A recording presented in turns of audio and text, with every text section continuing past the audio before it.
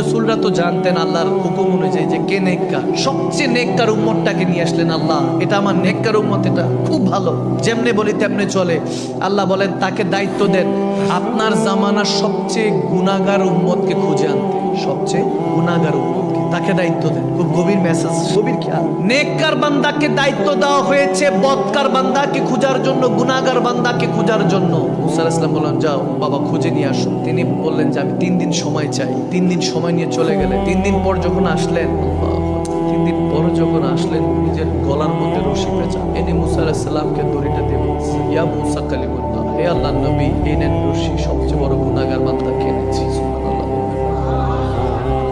নিজেকে সবচেয়ে বড় গুনাহগার, যিনিকে নবী বলতেছেন একা, নিজেকে গলার মধ্যে রশি পেঁচে বলছে আমি সবচেয়ে বড় গুনাহগার। বলে অনেকের গুনাহ সম্পর্কে জানি কম বেশ, কিন্তু সন্দেহান।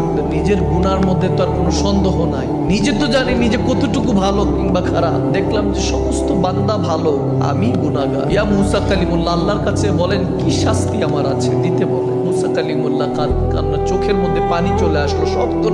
শক্ত নবীর চেহারার মধ্যে চোখে পানি আসলো, টলমল করে উঠলো। আল্লাহ, যাকে নেককার বললাম সে তো সবচেয়ে বড় গুনাহগার।